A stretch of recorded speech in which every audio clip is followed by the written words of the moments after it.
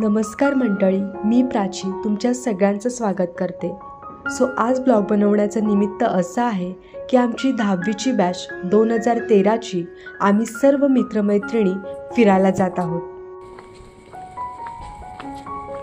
पहाटेचे 5 वाजले आहेत आणि आता इथे मला ऑटो मिळाली नाही. माझी फ्रेंड निकिता हिला मी लगेच कॉल केला आणि ती मला पिकअप करायला आली. आम्ही सर्व तलावपालीला भेटलो. सकाळ सकाळच भूक लागली होती आणि मी काही नाश्ता करून नव्हते आले. स्वप्नालीने उपमा आणला होता, खरंच खूप छान होता.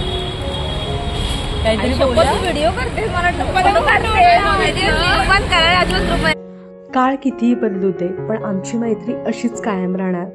जवळजवळ 1 वर्षानंतर आम्ही भेटत होतो. गेल्या वर्षीप्रमाणे यंदाही आम्ही ट्रिपचं आयोजन केलं.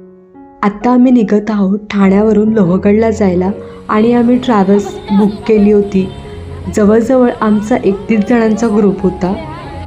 हाय, कशी आहेस?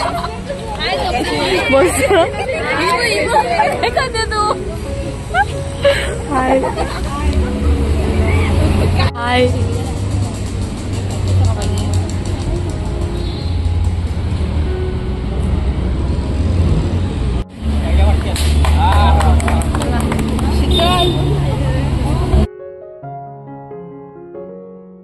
या जगात सहजासहजी खरी मैत्री मिळणं फार कठीण झालंय.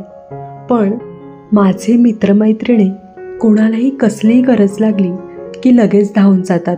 प्रत्येकाच्या सुखदुःखात सामील होतात.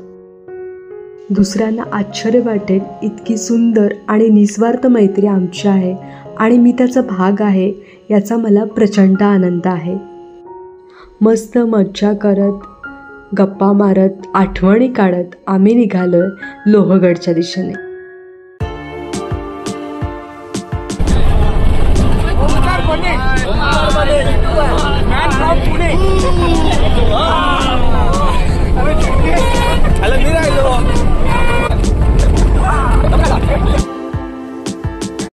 त्यानंतर आम्ही नाश्ता करायला थांबलो लोणावळा इथल्या श्रावणी हाऊस मिसळला. तिथली मिसळ खरंच खूप मस्त होती.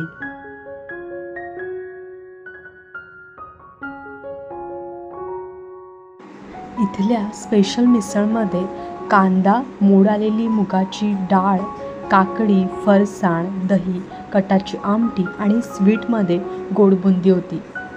सर्वांनी पोट भरून नाश्ता केला आणि मी पावभाजीसुद्धा ऑर्डर केली होती. पावभाजी खरंच टेस्टी होती. तुम्हीसुद्धा लोणावळ्याला जात असाल तर मिसळ हाऊसला नक्की भेट द्या. हा कोणताही स्पॉन्सर व्हिडिओ नाही आहे. त्यानंतर आम्ही नाश्ता करून निघालो लोहगडच्या दिशेने जायला. छत्रपती शिवाजी महाराज एक महान युगपुरुष होते.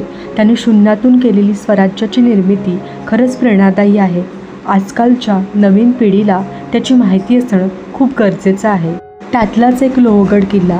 1970 साली छत्रपती शिवाजी महाराजांनी हा किल्ला जिंकला आणि याचा उपयोग खजिना ठेवण्यासाठी वापरला जाईल.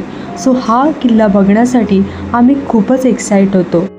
आम्ही लोहगड किल्ल्याच्या पायथ्याशी पोचलो आणि एक बॅड न्यूज मिळाली. काही कारणास्तव तो बंद ठेवण्यात आला होता. सर्वांचं मूड ऑफ जरी झालेला असला तरी ट्रिप थांबवायची नव्हती. मस्त फिरायचं होतं. आम्ही डिसिजन घेतला माळव तालुक्यातील भाजे गावामधील प्राचीन हिंदू आणि बौद्ध लेणी बघण्यासाठी आम्ही निघालो. अशा रीतीने आमच्या ट्रेकिंगला सुरुवात झाली. तुम्हाला एक गोष्ट सांगू, कधी काही निगेटिव्ह वाटलं तर बॅग पॅक करायची आणि मस्त मित्रमैत्रिणींसोबत हिंडायला फिरायचं.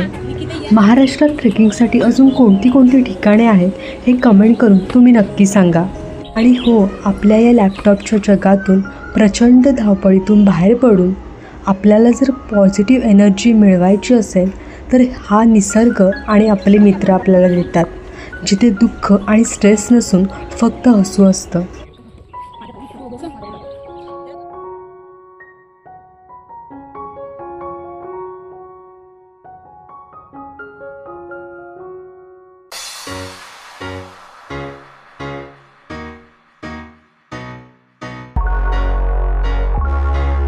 भाजे लेणी म्हणजे जिथे निसर्ग आणि इतिहास एकत्र येतो. पुणे शहरापासून 55 किलोमीटर अंतरावर माळव तालुक्यात ही लेणी आहे. महाराष्ट्रातील पहिली लेणी म्हणून भाजी लेणी ओळखली जाते. जवळजवळ 200 ते 250 पायऱ्या चढून आम्ही त्या लेणीपर्यंत पोचलो. अतिशय सुंदर आणि ऐतिहासिक आविष्कार मला बघायला मिळाला.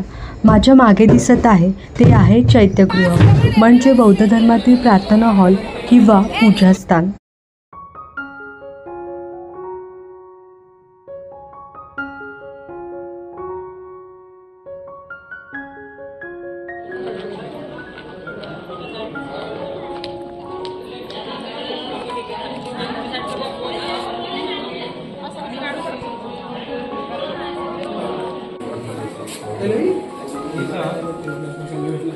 आणि या आहेत भाजीलेणीमधील खोल्या.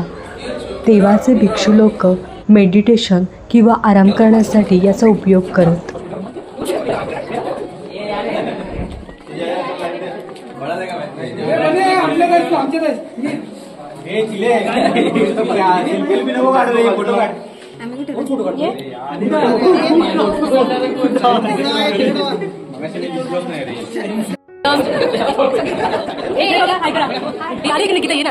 व्हिडिओ आहे.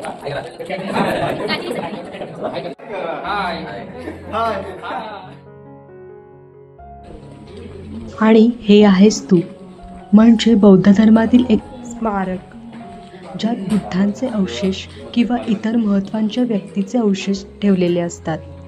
गौतम बुद्धांच्या महापरिनिर्वाणानंतर त्यांच्या अनुयायांनी त्यांच्या अवशेषावर स्तूप बांधले.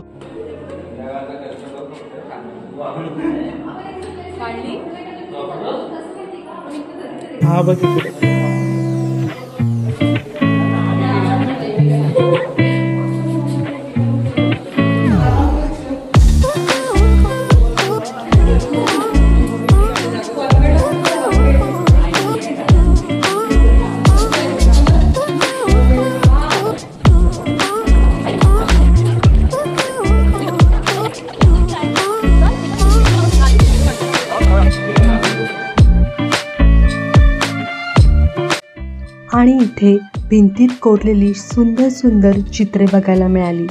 खूप निरीक्षण केल्यावर एक गोष्ट लक्षात आली. एक तबला वाजवणारी स्त्री आहे आणि त्याशिवाय एक डान्स करणारी सुद्धा स्त्री दिसली. या कोरीव कामात तबला हे वाद्य निश्चितपणे भारतात निर्माण झाले आहे. 2000 वर्षापासून तबला वापरण्यात आला आहे हे सिद्ध होत आहे.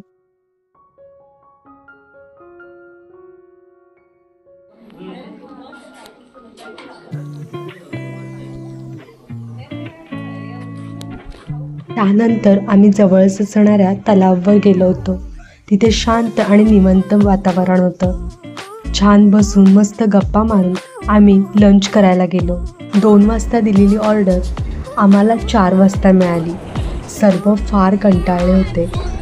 मस्त जेवून आमचा परतीचा प्रवास स्टार्ट झाला. मस्त गाण्यांच्या भेंड्या खेळत आम्ही निघालो मुंबईच्या दिशेने. आजचा हा दिवस कधीही न विसरणारा आहे. तुम्हाला माझा हा व्हिडिओ आवडला असेल तर लाईक, शेअर, सबस्क्राईब नक्की करा. थँक्यू.